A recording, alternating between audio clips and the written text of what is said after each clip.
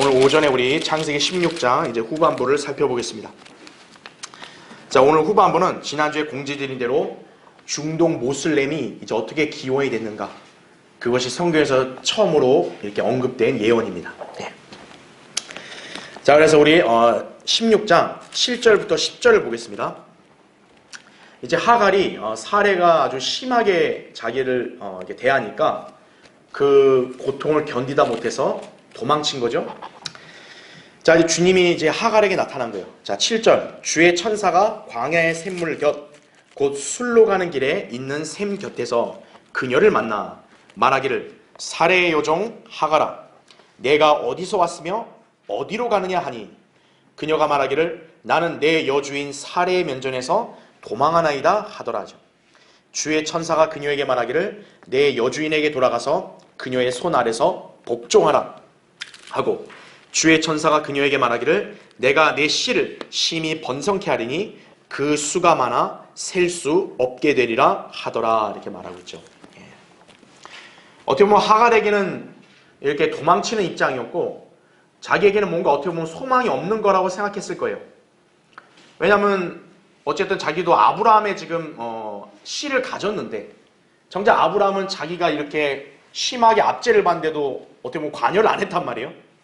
결국 어떻게 보면 자기는 애만 이렇게 벤 채로 도망치니까 얼마나 스스로를 처량하게 여겼겠어요. 근데 이제 주님께서는 그 하갈에게도 네가 가진 네 씨에 있는 그 아이, 네 씨도 이제 번성케 된다, 이렇게 안심을 시켜주는 거죠. 왜냐하면 어쨌든 잘못된 방법의 결합이지만 하나님은 신실하시기 때문에 아브라함의 씨를 번성케 했다면 반드시 그거는 하나님도 이행하셔야 되는 거예요. 예.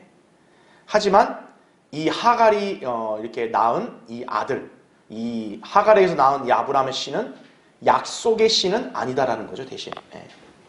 그래서 아브라함에게 약속한 씨와 땅의 유업은 자격이 없는 거예요.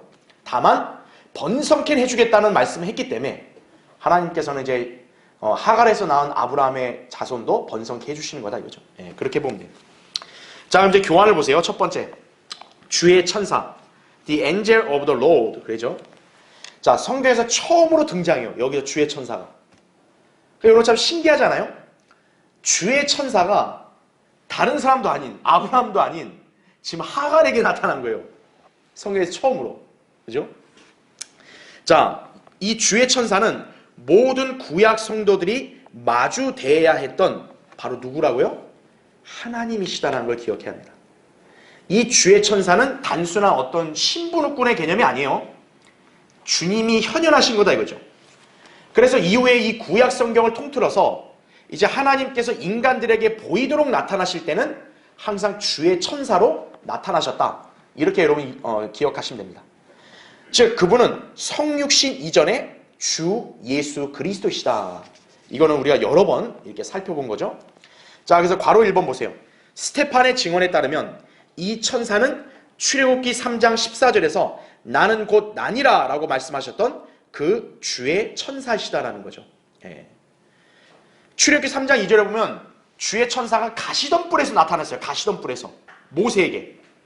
그러면서 모세가 주의 이름을 부를 때 나는 곧 나니라, 그 천사가 얘기합니다. 그럼 뭐겠어요?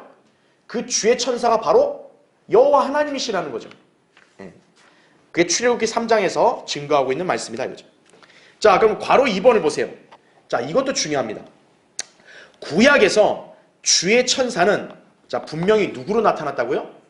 사람으로 나타났다. 여러분 이 주의 천사를 한번 이해해 보면요,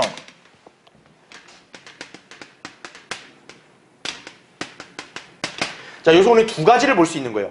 자, 일단 주의 천사, 우리가 성경에서 천사는 영들이라고 그랬습니다. 영들. 여러분 영은 원래 눈으로 보이질 않는 거예요. 그런데 이 주의 천사는 사람들이 직접 눈으로 봤어요. 그러니까 이 천사는 눈에 보이게 나타난 거예요. 그래서 우리가 알 수 있는 게 뭐냐, 아, 천사는 일단 현현이다, 이거죠. 현현. 나타나고자 하는 자의 현현이다, 이거죠. 자, 두 번째, 자, 이 주의 천사를 구약 성도들은 어떻게 얘기했냐, 사람이라고 얘기해요. 그래서 이 이제 그 밑에 구절을 보면 알겠지만 야곱도 그랬고, 그리고 또 삼손의 아버지 마누아도 삼손의 어머니 마누아의 아내도 하나님의 사람이라고 얘기해요. 주의 천사를 만날 때. 그러니까 그 말이 뭐겠어요? 이 주의 천사는 어떤 특이하게 생긴 그런 존재가 아니라 사람이라는 거예요, 사람. 그러니까 우리가 평상시 우리 이게 서로 주변 마주보는 그 사람 같은 거예요. 그런데 또 한 가지, 이 주의 천사의 또 특징이 뭐냐? 여기서 천사라고 했잖아요. 이게 성경에서 사람을 얘기할 때 여자인 워먼이라고 얘기 안 하고 남자인 맨이라고 얘기합니다. 그 말은 뭐냐면 천사는 성이 뭐라는 거예요? 남성이라는 거예요. 예. 이거는 비단 주의 천사만이 아니라 성경에 등장하는 모든 영적 존재들, 하늘의 영적 세계에 있는 모든 피조물들은 성이 뭐라고요? 남자입니다. 로마 카톨릭이 날조한 게 뭐예요? 중성이다. 중성 아니에요. 천사는 모두 남성입니다. 예. 그래서 주의 천사를 얘기할 때 사람으로 얘기했다는 거죠. 그것도 남자로, 남성이다라는 거죠. 자, 고로 이 주의 천사는 바로 누구냐? 하나님이 사람으로 나타나신 거예요. 그럼 우리는 기본적으로 하나님이 육신으로 나타나신 분이 예수 그리스도 아니겠어요? 그러니까 주의 천사는 그 누구예요? 예수 그리스도예요. 단지 이분은 신약 때처럼 동정녀 탄생을 한 게 아니라 독생자가 아닌 성육신 이전에 예수 그리스도다. 이렇게 여러분이 이해하시면 되겠죠. 그렇죠? 네. 여러분 예수님은 당연히 남자잖아요. 그렇죠? 네. 그래서 이제 여러분이 그렇게 이해를 하시면 된다. 그죠? 자, 그래서 이제 괄호 2번 보시면요. 사람들은 그분을 하나님으로 여긴 거예요. 분명히 사람이라고 얘기했는데 이제 나중에 알게 되면 뭐냐? 하나님으로 이렇게 그들이 여겼다는 거예요. 그 밑에 보세요. 예를 든 거예요. 창세기 32장 24절 30절 보면 이제 이게 뭐냐면 야곱이 천사 씨름을 한 거예요. 이게 쉽게 얘기하면. 그때 이제 이렇게 기록이 나와요. 거기 보면 야곱이 홀로 남았는데 자, 거기 뭐라고 나옵니까? 어떤 사람이 거기서 야곱과 날이 셀 때까지 맞붙어 싸웠다 그랬어요. 그렇죠? 야곱의 생애에서 굉장히 중요한 사건이죠. 이 일을 기점으로 야곱의 이름이 바뀌는 거예요. 이제 이스라엘로 바뀐 거예요. 근데 이때 야곱이 이 천사하고 마주대해서 씨름을 하는데 성경에는 뭐라고 하냐? 사람이라고 기록해요. 사람. 여러분 만약 천사가 영이면 야곱이 어떻게 그 영과 씨름을 어떻게 해요? 사람이니까 씨름을 한 거죠. 자, 그러므로 야곱이 그곳의 이름을 푸니엘이라 했으니 하면서 보세요. 거기 또 뭐라고 밑주셨어요? 야곱이 뭐라고 고백합니까? 내가 하나님을 대면하여 보았지만 이렇게 나오죠. 내 생명이 보존되었도다 라고 얘기합니다. 그러니까 구약 사람들은 기본적으로 어떤 인식을 갖고 있냐면 인간은 하나님을 볼 수 없는 거예요. 만약 하나님을 보면 그는 즉시 죽는다. 이게 개념이었다고요. 그런데 야곱은 자기가 하나님을 봤으면 이미 죽은 건데 근데 자기는 안 죽었다는 거죠. 왜? 하나님이 사람으로 나타났기 때문에 그때 인간은 그분을 볼 수 있는 거예요. 그러니까 그때는 안 죽는 거죠. 그걸 바로 얘기한 것이에요. 자, 그 밑에 재판관계 13장 21절 22절 보세요. 이게 이제 삼손의 부모가 한 얘기예요. 그러나 주의 천사가 마노아와 그의 아내에게 다시 나타나지 아니하였으니 그때서야 마노아는 그가 주의 천사였음을 알더라. 여기서 그라고 하는 게 영어로 he잖아요. 남자를 가리키는 거예요. 그가 주의 천사였음을 알더라. 그죠? 마노아가 그의 아내에게 말하기를 우리가 하나님을 보았으니 반드시 죽으리라 이거죠. 역시 어때요? 똑같은 개념이죠. 인간이 감히 하나님 볼 수 없다는 거예요. 하나님 보면 죽는 건데 우리가 지금 하나님을 봤다 이거예요. 이거 어떡하냐 이거예요. 안 죽었죠 근데? 왜냐하면 하나님께서 현현하셨기 때문에. 그러니까 이 사람들도 어떤 거예요? 주의 천사가 하나님이라는 걸 알았는데 그들은 이 시기 전까지는 자기와 마주하는 사람이 주의 천사인 줄 몰랐던 거예요. 그냥 하나님의 사람, 그냥 일반 사역자인 줄 안 거예요. 그러니까 편하게 대한 거죠. 그 나중에 보니까 뭐예요? 어이구 이분이 주의 천사, 아이고 하나님이셨네. 이제 이때서야 이 사람들이 기겁을 한 거죠. 아이고 이제 우리 죽는 거 아닌가? 예. 이제 그런 개념이었다는 거죠. 예. 자, 그래서 구약에서는 주의 천사는 이렇게 사람으로 나타났지만 누구나 다 그들은 하나님으로 이겼다. 이렇게 보시면 돼요. 자, 괄호 3번 보세요. 사도 바울은 바로 이 주의 천사가 예수 그리스도이심을 언급했다라는 거죠. 그래서 갈라디아서 4장 14절에 또 너희는 나의 육체 안에 있는 나의 시련을 무시하거나 거절하지도 아니하였고 오히려 하나님의 천사같이 곧 그리스도 예수같이 나를 영접하였도다 이렇게 말합니다. 자, 사도 바울이 직접 정의하죠. 하나님의 천사를 곧 누구라 그래요? 그리스도 예수라 그러잖아요. 그래서 사도행전 27장 23절에도 바울이 예수 그리스도를 뭐라고 가리키냐? 내가 속해 있고 또 내가 섬기는 하나님의 천사라고 나와요. 우리가 성경적으로 보면 천사는 섬김의 대상이 아니에요. 천사가 오히려 하나님을 섬기는 거지 천사는 인간에게 섬김을 받는 게 아니에요. 근데 지금 바울은 자기가 천사를 섬겼다 그랬어요. 바로 왜 그래요? 이 하나님의 천사는 보통 천사가 아니라 주의 천사, 예수 그리스도이기 때문에 그런 거예요. 바로 성경에서 그렇게 정의를 해주고 있다. 이렇게 보시면 됩니다. 자, 괄호 4번. 하갈에게 나타난 주의 천사는 신적 칭호, 그리고 신적 권위, 그리고 신적 능력, 신적 위임을 갖고 있는 하나님의 현현이시다는 거죠. 실제로 그래서 하갈도 주의 천사를 만나고 난 후 주 하나님이 나를 보고 계시나이다라고 그렇게 말한 거예요. 13절에. 그러니까 하갈이 주의 천사를 만나고 난 다음에 아이고 하나님이 나를 지켜보셨네. 이렇게 얘기하는 거예요. 그렇게 다 인지했다는 얘기죠. 그렇죠? 그래서 주의 천사는 결국 하나님이시다 이거죠. 그래서 그분은 구약에 나타난 예수 그리스도이시다 라는 거죠. 자, 그럼 이제 두 번째 보세요. 교환에 샘물곁이라는 합니다. 샘물곁. 자, 구약에서 주의 천사가 처음 등장한 곳이 어디예요? 샘물곁이에요. 자, 여러분 왜 주의 천사가 샘물 곁에 나타났을까요? 자, 여기서 우리는 흥미로운 예표를 보게 됩니다. 자, 주의 천사가 예수 그리스도라 했죠? 그리고 지금 하갈은 여러분 뭐예요? 흑인이죠. 종이죠. 자, 종이 주의 천사를 만나는데 바로 어디예요? 샘물. 주의 천사를 만남으로써 샘물에 이르는 거죠. 자, 샘물은 성령의 한 모형입니다. 요한복음 4장에 예수님이 사마리아 여인과 물에 관한 대화를 주고받으셨잖아요. 그때 요한복음 4장 14절에 예수님이 이렇게 말씀하죠. 내가 주는 물을 마시는 사람은 누구든지 영원히 목마르지 아니하리라. 그러나 내가 그에게 주는 물은 그 사람 안에서 영원한 생명으로 솟아오르는 샘물이 되리라 이거죠. 그러니까 육신의 물리적인 물은 순간의 목마름을 해결하는 거고 주님이 주시는 물은 영원히 솟아오르는 샘물이다 이거죠. 바로 주님이 뭘 주는 거예요? 성령을 주시는 거죠.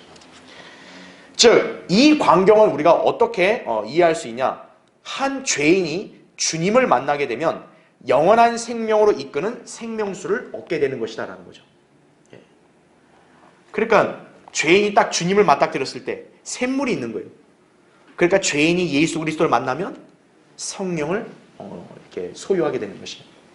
계시록 22장 17절에도 오라 하잖아요. 오라. 누구든지 오면 생명수의 샘을 값없이 마실지어다 이렇게 말하고 있죠. 그런 예표적 진리를 우리가 볼 수 있습니다. 자, 세 번째 보세요. 밑에. 또한 하갈은 술로 가는 길이었다라는 거죠. 여기서 술 지역은 이집트 앞에 있다라는 거죠. 창세기 25장 18절에 나온대요. 즉 지금 하갈은 어디로 도망치고 있는 거예요? 이집트를 향해 가고 있었던 것이다. 그죠? 자, 우린 여기서 또 한 가지 굉장히 흥미로운 진리를 보게 되는 거예요. 우리가 하갈은요, 함족이죠. 그렇죠? 함족은 신분이 뭐예요? 종입니다. 그렇죠? 종은 뭘 해야 돼요? 섬기는 위치인데 지금 이 하갈이 어떻게 하고 있냐? 도망을 가는 거예요. 어디로요? 이집트로. 그렇죠? 자, 우리가 이 광경을 어떻게 한번 적용해 볼 수 있냐면, 자, 종이죠. 신약 성경에서 최초로 우리처럼 예수 그리스도의 피의 속죄로 구원받은 인물이 있죠. 사도행전 8장에 바로 누구요? 에디오피아 내시입니다. 에디오피아 내시도 어때요? 함족입니다. 자, 이 종의 신분, 우리 그리스도인도 어때요? 우리 그리스도인은 누구의 종이에요? 예수 그리스도 하나님의 종이란 말이에요. 우리도 종이에요. 우리도. 자, 그러면 우리는 이제 어때요? 과거에는 이 하갈처럼 이집트라는 세상에 속해 있었단 말이에요. 그렇죠? 그런데 어쨌든 하갈도 하나님의 사람인 아브라함을 따라서 오게 됐단 말이죠. 자, 우리 그리스도인도 예수 그리스도를 믿음으로 인해서 어떻게 됐어요? 세상으로부터 우리는 구원을 받은 거죠. 그렇죠? 그래서 이제 우리는 어떻게 되냐? 섬겨야 돼요. 근데 하갈처럼 고통스럽다 해서 섬김의 위치를 떠나서 이집트로 가버린다. 이게 바로 뭐냐면 그리스도인이 섬김의 위치를 포기하고 세상으로 도망가는 것과 똑같은 거예요. 네. 바로 그와 같은 그림을 볼 수 있는 거예요. 하갈은 힘들어도 종이니까 주인 아래에서 복종하고 섬겨야 되는데 도망가는 거죠. 어디로? 그것도 자기의 원래 고향 이집트, 세상이죠. 그리스도인도 성령으로 충만하고 주님을 사랑하고 섬기는 게 아니라 육신적이 돼버리면 세상으로 다시 가려고 하는 거예요. 옛날에 자기 본향으로. 잘못된 방향이죠, 바로. 그걸 우리가 배울 수 있는 거예요. 그래서 하나님께서 어떻게 하십니까? 하갈을 막는 거죠. 하갈이 이집트로 도망가려 하니까 막으신 거예요. 그 다음 뭐라고 얘기하죠? 다시 네 주인에게 돌아가라 해야죠. 돌아가서 복종하라 해야죠. 왜일까요? 네가 이집트로 가서 그렇게 사는 것보다 하나님의 사람, 복받은 하나님 사람 밑에서 섬기는 게 더 낫다는 거예요. 자, 영적으로 우리는 어떤 교훈을 받을 수 있죠? 그리스도인이 섬기는 위치에서 믿음을 지키는 게 고통이어도 할지라도 세상으로 돌아가 자기 마음대로 사는 것보다는 차라리 주님께 속해서 섬기는 게 더 낫다는 거예요. 네. 여러분은 이거를 교훈으로 받을 수 있어야 한다는 거죠. 그렇죠. 네. 자, 이제 넘어가 보겠습니다. 자, 또 이제 한 가지 더 거기에 제가 교환에 표시해놨지만 이 술이란 지방은 또 어디냐면 사울이 아말렉을 쳤던 곳이기도 해요. 아말렉을. 여러분, 아말렉은 이제 우리가 영적으로 보면 육신을 예표한단 말이에요. 그러니까 술이 이집트 지방이잖아요. 즉 아말렉이 있던 곳이 아말렉이 거기서 죽는 지역 아니겠어요? 그래서 육신과 세상은 굉장히 밀접한 연관을 갖는 거예요. 그래서 육신적인 사람은 뭐예요? 세상으로 자꾸 가려고 하는 거예요. 네. 조금만 힘들면 그냥 세상으로 가겠다 이거예요. 네. 그게 특징이에요. 그러니까 하나님은 그걸 막으시는 거죠. 왜 그래요? 거기 가는 것보다 차라리 하나님 안에서 섬기는 게 더 낫다는 거죠. 네. 자, 그것을 여러분이 기억해야 합니다. 자, 이제 다음 페이지 넘어오셨죠? 자, 거기 4번 보세요. 네 번째. 주의 천사가 그녀에게 말하기를 내 여주인에게 돌아가서 그녀의 손 아래서 복종하라. 이렇게 9절에 나오죠.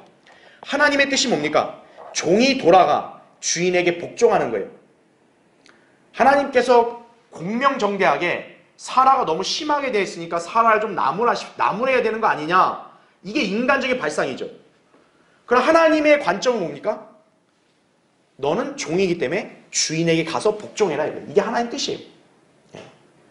사라가 잘못을 했으니 너는 자유롭다. 이게 아니라는 거예요.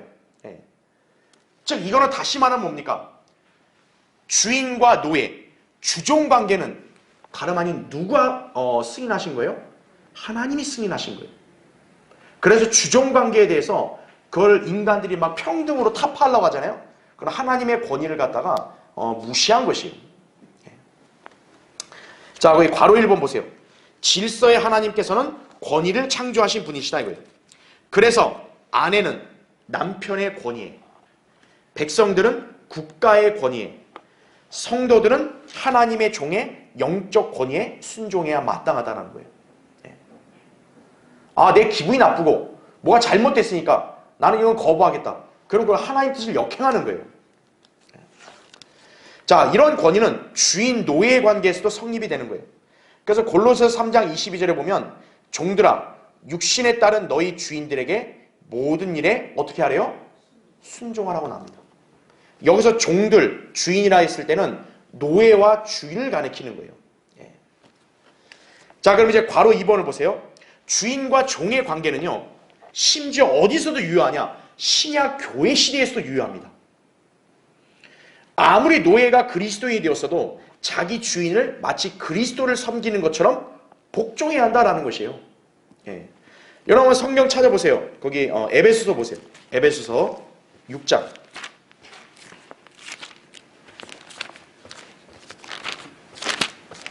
자, 에베소서 6장 거기 5절부터 이제 8절까지 읽겠습니다. 종들아, 육신에 따른 너희 주인들에게 두려움과 떨림으로 복종하되, 이거죠. 그냥 눈가림으로 하는 게 아니라 정말 두려움과 떨림으로 복종하라는 거예요. 보세요. 순전한 마음으로, 자, 누구에게 하듯 하래요? 그리스도께 하듯 하라, 이거죠. 그러니까 권위를 가진 사람에게 순종할 때요, 아, 나는 오직 하나님만 보기 때문에 하나님께 순종하고 당신은 아무것도 아니야, 이렇게 무시하면 안 된다는 거예요. 내가 복종을 해야 될 위치에 있으면요, 두려움과 떨림으로 마치 누구에게 하듯 하라는 거예요? 그리스도께 하듯 하라, 이거죠. 그 다음에 6절, 사람을 기쁘게 하는 자처럼 눈가림으로 하지 말고 그리스도의 종으로서 마음으로부터 하나님의 뜻을 행하며 선한 뜻으로 봉사하되 죽게 하듯 하고 사람에게 하듯 하지 말라, 이거예요. 그래서 8절, 이는 각 사람이 무슨 선을 행하든지 종이나 자유인을 불문하고 주로부터 그대로 받을 줄을 알미니라, 이렇게 말씀하고 있습니다. 자, 바울은요, 갈라디아서에서는 또 뭐라고 얘기했냐? 그리스도 안에서는 모두가 동일하다 그랬어요. 그러니까 그리스도 안에서는 무슨 주인, 노예가 있으니까 차별이 있거나 이런 게 없다 그랬거든요. 그럼에도 불구하고 그리스도 안에서는 그렇지만 이 실제 삶 속에서 어떻다는 거예요? 바울은 주인과 종의 관계를 딱 규정해 놓은 거예요. 즉, 하나님의 이 질서와 권위는 교회 시대, 은혜 시대에도 어떻다는 거예요? 유효하다라는 거예요. 자, 그럼 하물며 구약 시대는 그럼 당연히 그건 절대적으로 지켜야 되는 거죠. 자, 괄호 3번 보세요. 심지어 그리스도 안에서 모두 동일하다고 할지라도 그리스도인 노예는 자기 주인의 멍에 아래서 벗어날 수 없는 거예요. 아, 난 오로지 하나님만 두려워해. 나는 하나님의 권위만 인정해. 그러니까 나는 다른 데 권위는 필요 없어. 이거는 잘못된 거예요. 더더욱 노예는 어떠냐? 주인 아래 있어야 되는 거예요. 구원받은 그리스도인이라 해도 어떤 거예요? 주인 아래 있어야 된다는 것입니다. 만약 그것을 거부하게 되면 하나님의 말씀을 모독하는 죄를 짓는 것이다, 이거예요. 거기 디모데전서 6장 1절 보면 나오죠. 멍에 아래에 있는 모든 종은 자기 주인들을 모든 공경을 받을 자로 여기라, 이거예요. 이는 하나님의 이름과 그분의 교리가 모독을 받지 않게 하려는 것이라 이렇게 나오죠. 바꿔 말하면 뭐예요? 노예가 주인을 멸시하고 주인의 권위를 거부하고 대적하면 뭐예요? 하나님의 이름과 말씀이 모독을 당한다는 거예요. 그건 죄죠, 그렇죠? 자, 그래서 괄호 4번 보세요. 비록 그리스도인이 되어 자유롭게 되었을지라도 주인과 종이라는 관계의 테두리 안에서 자유를 누리는 것이 바로 신약의 교리다라는 거죠. 그래서 여러분 고린도전서 한번 더 볼게요. 고린도전서 7장 한번 보십시오. 고린도전서 7장 거기 20절 보세요.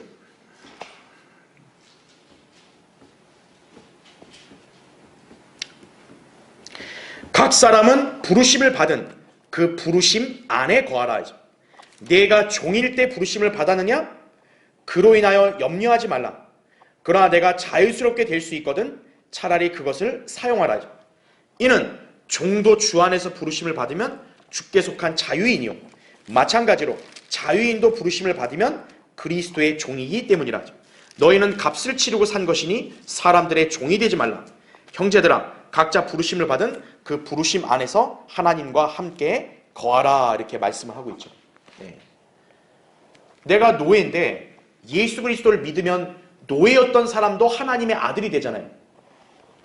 그러니까 구원받은 사람은 동일하단 말이에요. 야, 나도 이제 하나님의 아들이니까 더 이상 네 노예 아니야, 이렇게 거부하면 안 된다는 거죠. 네가 종일 때 부르심 받았으면 차라리 거기서 그 안에서 하나님의 아들로 살아라라는 얘기죠. 왜 그럴까요?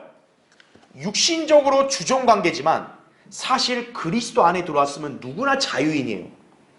그렇죠? 그러니까 지금 바울은 노예에게 내가 그리스도인이고 하나님 자녀여도 나는 노예인데요. 그러나 너는 이미 하나님께 속한 자유인이다. 이걸 얘기한 거예요. 반대로 주인은 어떻습니까? 자유롭죠. 그러니까 자기는 자유로운 상태에서 또 구원도 받았어. 아, 그럼 나 이제 더 거칠 게 없네. 난 내 마음대로 살아야겠네. 이게 아니라 그리스도인은 자유를 이렇게 보장받았지만 동시에 또 뭐 해야 돼요? 섬겨야 되는 종인 거예요. 내가 사람을 섬기는 게 아니라 그리스도인은 누구를 섬기는 거예요? 하나님을 섬겨야 되는 거예요.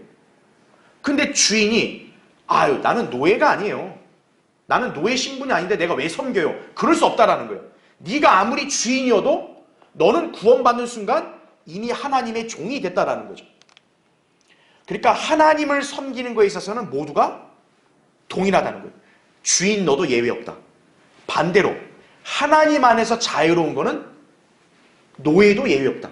노예인 너희들도 하나님 안에서는 자유롭다라는 거죠. 그걸 얘기한 거예요. 그래서 그 부르심 안에서 행하라라는 거죠. 부르심 안에서는 다 동일하다는 거죠. 그러나 이제 부르심 받은 거 말고 실제 삶 속에서의 그런 지위와 환경은, 특히 주종의 환경은 그대로 유효하다. 이것을 가르쳐주고 있는 것이에요. 자, 여러분 그것을 기억해야 합니다. 그래서 지금 하나님께서도 하갈에게 말씀하시기를 너는 도망가는 게 하나님 뜻이 아니다는 거죠. 힘들어도 다시 들어가라 이거예요. 근데 하갈 입장에서는 얼마나 더 괴로운 일이겠어요. 가뜩이나 내 여주인이 나를 못 잡아먹어 안달인데. 그러니까 하나님께서 그녀에게 한 가지 위안을 주는 거죠. 너 반드시 대신 아들을 낳는다 이거예요. 그리고 네 아들은 비참하지 않고 네 아들은 번성케 된다. 그거를 하나님께 대신 보장하신 거란 얘기죠. 그렇게 기억하시면 됩니다. 자, 그래서 이제 그 밑에 5번 보시면 내가 내 씨를 심히 번성케 하리니 그 수가 많아 셀 수 없게 되리라 이렇게 말하죠.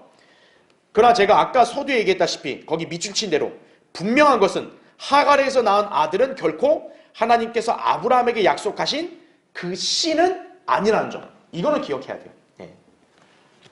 하갈도 엄연히 아브라함의 육신의 아들을 낳지만 하나님의 약속과 계획 안에 있는 것은 아니다라는 거죠. 예. 그 점을 우리가 짚어야 된다는 얘기죠. 자, 이제 우리 16장 다시 창세기 돌아오셔서 11절부터 16절 제 마지막 보겠습니다. 자, 여러분 이제 창세기 16장 이 11절 12절은요 굉장히 참 심오하고 정말 엄청난 예언인 거예요. 진짜 실제 역사에서 이대로 된 거예요. 보세요. 11절 주의 천사가 그녀에게 말하기를 보라 내가 아이를 가졌으니 아들을 낳을 것이요 그의 이름을 뭐라고요? 이스마엘이라 하라. 이는 주께서 내 고통을 들으셨습니다. 자, 12절에 이 이스마엘의 실체가 나와요. 자, 그가 거친 사람이 되리니 그의 손이 모든 사람을 대적할 것이요 모든 사람의 손이 그를 대적할 것이나 그가 그의 모든 형제들 면전에서 거할 것이라 하니라 하죠.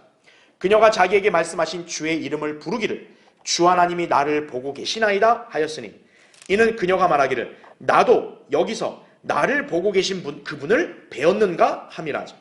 그러므로 그 샘을 부엘라 헤로이라 불렀으니 보라 그것은 카데스와 베레 사이에 있더라 하죠. 하갈이 아브라함에게 아들을 낳으니 아브라함이 하갈을 낳은 자기 아들의 이름을 이스마엘이라 불렀더라 하죠. 하갈이 아브라함에게 이스마엘을 낳았을 때 아브라함은 86세였더라 이렇게 나옵니다. 자, 이제 교환을 보세요. 첫 번째 1번 그의 이름을 이스마엘이라 하라 얘기했습니다. 자, 이게 참 의미심장한 게요. 성경에서 처음으로요. 아이를 낳기 전에 하나님이 먼저 이름을 지은 케이스예요. 이삭은 그 다음입니다. 그러니까 하나님께서는 아브라함의 씨를 약속하신 대로 늘 관심을 주시하신 거예요. 관심을 갖고 주시하시는 거예요. 그러니까 하나님께서는 이 아브라함의 씨에 대해서도 미리 이름을 지어주시는 거죠. 그래서 이스마엘 같은 경우는 성경에서 처음으로 벌써 아이를 낳기 전부터 이제 이름을 낳은 케이스죠. 이름을 하나님께서 지은 케이스죠. 이삭이 그 다음이었고. 자, 그런데요. 또 이러한 이 관계가 신약에서도 비슷하게 나타납니다. 자, 신약에서도요. 처음으로 아이를 낳기 전에 이름이 주어진 케이스가 있어요. 침례인 요한입니다. 이제 그 침례인 요한 아버지 사카랴가 이제 제사장 직무 수행하고 있다가 그 천사가 나타났잖아요. 그러니까 네 이름을 요한이라 하라 그랬죠. 이게 첫 번째 케이스예요. 두 번째는 뭐예요? 이제 천사가 마리아에게 나타나서 내가 한 아들을 낳으니 그의 이름을 예수라 하라 그러죠. 그러니까 신약에서도 첫 번째, 두 번째 케이스가 나오죠. 아이를 낳기 전에 이름이 불러진 경우. 구약에서도 아이를 낳기 전에 이름이 불러진 경우가 두 개라는 거죠. 그렇죠? 자, 이제 2번 보세요. 두 번째. 자, 이제 이스마엘, 그가 어떤 사람이 된다고요? 거친 사람이 되는 거예요. 거친 사람. 자, 이스마엘은 분명히 성경적인 증거로 볼 때 베두인족 혹은 아라비아족과 연관이 있어요. 예. 그래서 갈라디아 4장이라든지 창세기 25장 18절, 37장 28절, 재판관계 8장 22, 24절에 보면 이 베두인족이다 이거죠. 오늘날 아랍인들, 요르단과 사우디에 살던 베두인족들과 함께 있던 이스마엘과 관련되어 있다는 거죠. 그러니까 여러분이 쉽게 생각하면 이스마엘은 중동 모슬림의 기원인 거예요. 그러니까 아라비아, 요르단, 여기가 오늘날 다 모슬림 지방 아니에요, 전부 다. 거기에 있는 이 아랍인들과 관계 있는 게 바로 이스마엘이다 이거죠. 자, 그래서 이거는 역사적인 어떤 그런 기록과 근거도 살펴볼 수 있는데, 자, 괄호 1번 보세요. 그 이슬람교의 창시자를 할 수 있는 마호메트 있잖아요, 모하메드. 이 모하메드는 실제로 이스마엘의 70대 손이라고 이렇게 추정을 하고 있습니다. 그리고 비밀결사 그룹의 의상이나 문장 혹은 상징, 자, 모두 이게 어디서 나냐? 베두인족에게서 나온 거예요. 베두인족. 그러니까 이 이스마엘이 베두인족과 연관이 있다는 것은 우리가 충분히 근거가 있는 거죠. 이런 것들이 굉장히 거칠잖아요. 그렇죠? 말콤 X, 모하메드 알리, 블랙 무슬림 다 베두인족과 연관이 있다는 거죠. 자, 괄호 2번. 자, 칼라쉬는요, 이렇게 평을 한 거예요. 자, 베두인족이 어떤 인물이냐 했더니 베두인족은 무법자들이다. 이들에게는 약탈물을 합법적 소득으로 여기고 무모한 강도짓은 용감한 행동으로 칭송된다 이거죠. 그러니까 완전 야만인이죠. 쉽게 말하면. 예. 그러니까 법이 없이 그냥 자기가 죽이고 뺐으면 그거는 굉장히 나의 업적이다. 이렇게 여긴다는 거예요. 베두인족이. 그러니까 성경에서 얘기한 거친 사람이 된다. 굉장히 이거 딱 맞는 말이죠. 베두인은 사막에서 말을 타고 손에 창을 들고 도시 생활을 끊임없이 거부하고 끊임없이 싸우고 훔치고 때론 더러운 여건 속에서도 부족들하고 무한히 자유롭게 살아가는 민족이다라는 거죠. 이게 베두인족의 특징이라는 거예요. 예. 그러니까 굉장히 어때요? 야생적이죠. 굉장히 야생 생활에 익숙한 자들이죠. 이들은 전쟁을 좋아하고 사나운 민족이다라는 거죠. 그러니까 이스마엘과 관련이 있다면 성경의 이 예언이 정확히 맞는 거죠. 이스마엘이 거친 사람이 된다 이거예요. 바로 이 자가 전쟁을 좋아하고 이렇게 죽이기 좋아하고 거친 사람이 된 거죠. 실제로. 그죠? 그의 손이 모든 사람을 대적할 것이다 이거죠. 그대로 나온 거예요. 자, 다음 페이지 넘겨보세요. 이제 괄호 3번. 이스마엘은 아브라함을 조상으로 주장하는 12지파를 낳았어요. 이제 여러분 이제 뒤에서 이제 이스마엘도 12아들 낳는단 말이 나와요. 그래서 실제 이제 그의 예언이 된 거죠. 이들은 유대인과 마찬가지로 팔레스타인 땅을 자기 땅으로 간주한다는 것이. 그러니까 얼마나 이게 답답하고 환장을 노리시냐 이거예요. 네. 그러니까 아브라함과 사라가 믿음의 인내로 하나님 약속을 끝까지 바라보면서 견뎠으면 그냥 약속의 자녀 이삭을 낳고 이삭의 후손인 이스라엘이 그 땅을 차지하는데 전혀 문제 없어요. 근데 이스마엘이 딱 등장하는 바람에 어떻게 된 거예요? 분쟁이 일어날 수밖에 없는 거예요. 야, 우리의 선조인 이스마엘이 아브라함의 장자야 이거예요. 그래서 아브라함에 준 약속은 우리 거야 이렇게 돼버리는 거란 얘기죠. 이게. 예. 그러니까 인간이요 하나님의 뜻을 거슬러서요 섣불리 자기 육신대로 행하잖아요. 진짜 나중에 돌이킬 수 없는 결과가 나올 수도 있는 거예요. 육신의 한순간의 실수, 이게 그 당시에는 아무렇지 않은 것처럼 보이지만 나중에 이게 엄청난 부메랑으로 돌아온다는 걸 아셔야 돼요. 그래서 인간은 성급하게 자기 육신대로 행하면 안 된다는 거예요. 그래서 자, 요르단과 사우디아라비아, 오늘날 이스마엘족의 경계예요. 여기가. 네. 자, 하지만 중요한 것은 그들 중 단 한 명도 팔레스타인 땅에 대한 어떤 유업도 받을 수 없다는 거예요. 하나님은 분명히 이제 다음 시간에 보이지만 창세기 17장에서 아브라함에게 못을 박아요. 이스마엘도 네 아들이니까 내가 복을 줘서 다산하게 한다. 하지만 나는 너와의 약속을 사라에게서 낳은 아들에게 할 거다. 이어지게 할 거다. 그죠? 그러니까 하나님이 못을 박았기 때문에 이스마엘이 후손들인 아랍인들이 저 팔레스타인 땅 우리 거야. 아브라함의 복 우리 거야. 이러면 그거는 도둑이 되는 거예요. 강도가 되는 거예요. 자, 이제 3번 보세요. 세 번째. 그의 손이 모든 사람을 대적할 것이요 모든 사람이 손이 그를 대적할 것이라 이거죠. 그러니까 이자가 얼마나 거칠면요. 이자는 그냥 이렇게 특정한 사람만이 아니라 그냥 모두를 다 대적하는 자예요. 싸움닭이에요. 쉽게 말하면 그냥. 그가 그의 모든 형제들 면전에서 거할 것이라. 자, 여러분 거기 잘 표시해 놓으세요. 자, 이스마엘이 누구의 면전에 거한대요? 형제들 면전에 거한다 이거죠. 즉 아브라함에게 낳은 그 아들들, 그 후손들과 같이 있다라는 거예요. 자, 보세요. 오늘날 모슬렘들이 어디에 있어요? 이스라엘 주변에 있잖아요. 전부. 또 창세기 25장에 아브라함이 낳은 아들들이 있잖아요. 다른 이제 첩에서 낳은 아들들. 그들도 다 그 주변 중동에 다 있다고요. 이스마엘의 후손들이 정확히 하나님께서 하신 예언대로 형제들 면전에 거하고 있는 거예요. 이런 거친 사람이. 그러니까 아브라함의 실제 약속의 후손인 이스라엘은 얼마나 불안하겠어요. 여러분 이스라엘 그 민족들은요 항상 경계를 늦추지 않고 사는 거예요. 이 자들이 자살폭탄 테러를 하니까요. 그러니까 이 자들은 그냥 기꺼이 이스라엘을 죽이면서 자기도 죽으니까 그런 사람만큼 진짜 무서운 사람이 어디 있어요. 자, 그래서 보세요. 이 구절은 전형적인 모슬렘의 모습을 정확하게 보여준다는 거죠. 특히 이들은 그의 모든 형제들의 면전, 즉 유대인과 나란히 설 것이다라는 거예요. 이 예언이 어떤 거예요? 정확하게 지금 3,500, 거의 3,900년 이상 지난 지금도 이게 유효한 거예요. 네.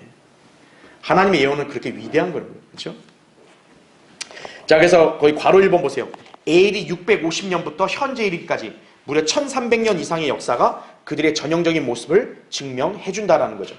AD 650년부터 벨푸어 선언이 발표된 1921년까지 아랍의 역사 가운데서 죽이고 암살하고 상해 입히고 감금하고 저주한 자들은 다름 아닌 누구라고요? 모슬렘들이요. 이스라엘은요 자기들이 먼저 이런 약탈이나 이런 살인을 저지른 적이 없어요. 이스라엘은. 그러니까 아브라함의 후손인 이스라엘이 그렇게 안 한 거예요. 그럼 누가 한 거예요? 이스마엘의 후손들인 모슬렘들은 늘 이렇게 하는 거예요. 특히 자기네 종교 포교하기 위해서 어떻게 합니까? 다른 나라 침략해서 죽이는 거예요. 그러면 그 침략당한 민족들이 겁먹어서 아니 왜 그래? 우리 뭐 하면 돼? 코란 믿을래 안 믿을래? 믿을게. 그럼 어떻게 하냐? 개종해. 이슬람으로. 개종 안 해? 그럼 죽어. 이거예요. 이게 모슬렘이에요. 모슬렘은 자유가 없어요. 유대인들은 어떤 분쟁의 원인도 야기하지 않았어요. 유대인들은 원래부터 자기들과 계약돼 하나님과 약속으로 주어진 땅을 우리가 그냥 거기서 살겠다 이거예요. 유대인들은 어떤 형태로 분쟁을 일으킨 적이 없어요. 그런데 어때요? 세상은 유대인들을 미워하는 거예요. 유대인은 세상의 악의 축이가 없어져야 된다 이거예요. 그게 마귀가 관장하는 이 세상의 특징인 거예요. 모슬렘들의 악행은 별로 두가 안 일으키고 오히려 모슬렘들이 이스라엘에게 당하면 어떤 거예요? 이스라엘이 아랍인들을 저렇게 죽인다고. 누가 하는 거죠? 마귀가 그렇게 하는 거예요, 바로. 호전적으로 공격하는 자들은 누구냐? 이스마엘과 관련된 모슬렘들이에요. 자, 괄호 2번 보세요. 자, 이 모슬렘들은 하나님의 말씀하신 예언대로 얼마나 거칠냐면 급기야 1000년 이상 기간 동안요. 비모슬렘 교도들 뿐만 아니라요. 자기와 같은 모슬렘들에게도 똑같이 호전적으로 공격해요. 그러니까 이 중동 아랍인들은요. 똑같은 모슬렘이어도 죽여요, 그냥. 네. 지금 모슬렘도 이렇게 수니파, 시아파 막 이렇게 있잖아요. 자기들끼리도 죽이잖아요. 그러니까 여기 성경에 나온 대로 어때요? 그의 손이 모든 사람을 대적한다요. 그의 손이 모든 사람을. 그러니까 안 가리는 거야, 사람을. 그냥. 예. 닥치는 대로 죽이는 거예요. 마음에 안 들면. 이스마엘의 자손들이 자기들 안에서 친해질 수 없는 그런 이유가 그거예요. 그러니까 자기 똑같은 후손들끼리 어떻게 똑같이 싸우는 거야 또. 예, 강탈하고요. 자, 어찌 보면 이스라엘이 1948년 독립한 이래로요, 현재 그 땅에서 쫓겨나지 않은 이유 중에 하나도 거기에 있는 거예요. 이스라엘이 그 땅에 들어가서 얼마나 엄청난 그런 위협을 당했어요. 근데 이스라엘이 더 큰 위협을 안 당한 게 뭐냐면 모슬림들끼리 지들끼리 또 싸워요. 또 이렇게. 그래서 괄호서 한번 보세요. 로버트 모레이 박사의 학위 논문 급진파 이슬람에 대한 전쟁 승리는 지금 이 구절이 진리임을 역사적인 사실대로 입증하고 있는 거예요. 그렇다는 거죠. 자, 이제 4번 보세요. 이는 그녀가 말하기를 나도 여기서 나를 보고 계신 그분을 배웠는가 함이라. 그러므로 그 셈을 부엘라 헤로이라 불렀으니 보라 그것은 카데스와 베레 사이에 있더라. 13, 14절에 말씀을 하고 있습니다. 쉽게 표현하면 나의 이 모든 일들을 보고 계시던 분을 내가 볼 수 있단 말인가? 라고 묘사할 수 있는 거죠. 그렇게 한 거죠. 그녀는 하나님께서 살아계시며 또 그녀를 보고 계신다는 사실을 기억하기 위해서 이렇게 셈의 이름을 지었다. 이렇게 보시면 됩니다. 자, 밑에 5번 보세요. 이제 15, 16절에 하갈이 아브라함에게 아들을 낳으니 아브라함이 하갈이 낳은 자기 아들의 이름을 이스마엘이라 불렀더라. 하갈이 아브라함에게 이스마엘을 낳았을 때 아브라함은 86세였더라. 이렇게 15, 16절에 말씀합니다. 자, 지금 아브라함이 하갈을 낳았단 말이에요. 86세인데 자, 이때로부터 13년 동안 아브라함은 하나님과의 교제가 단절된 채로 지내게 됩니다. 사라는 이때 76세였고요. 이때가 BC 한 1910년경이에요. 그래서 창세기 17장 1절을 보면 아브라함이 99세가 될 때 하나님이 나타나신다 그래요. 그러니까 86세라는 사건이 있고 난 다음부터 99세에 나타났다 그랬잖아요. 13년간 아브라함은 하나님과 교제가 단절된 거죠. 왜요? 하나님의 약속을 인내로, 믿음의 인내로 기다리지 않고 육신적인 방법을 택했기 때문에, 하나님의 뜻에 불순종했기 때문에 하나님께서는 그 순간만큼은 아브라함과 교제가 단절하신 거라는 얘기죠. 그러니까 여러분도 그걸 교훈을 삼아야 돼요. 여러분이 하나님 말씀을 기반으로 해서 믿음으로 주님께 나아가지 않고 육신적인 방법으로 산다 이거죠. 하나님과 교제가 안 되는 것이에요. 자, 이제 결론적으로 창세기 16장은 아브라함과 사라가 믿음의 인내를 지니지 못한 채 육신적인 방법으로 하나님의 약속을 온전히 신뢰하지 못한 사건을 다루고 있다는 거죠. 의인은 믿음으로 말미암아 사는 거예요. 그렇죠. 세상 풍조에 따라가 사는 게 아니에요. 믿음이 없이는 하나님을 기쁘시게 할 수 없습니다. 히브리서 11장 6절에 나오죠. 결국 이들의 잘못된 행동이 잘못된 결실을 거두게 되었고 또 이 결실이 훗날 역사적으로 엄청난 파장을 일으키고 말았다는 거죠. 그리스도인들은 이 점을 교훈으로 삼아야 돼요. 여러분은 창세기 16장에서 어려운 교리들은 없지만 이것을 여러분의 영적인 삶의 교훈으로 삼아서 육신적인 방법이 아닌 하나님의 뜻과 말씀에 따라서 여러분이 행해야 된다는 거죠. 그래야 참된 열매를 맺을 수가 있다. 이렇게 기억하시면 됩니다. 자, 다음 시간에 계속하겠습니다.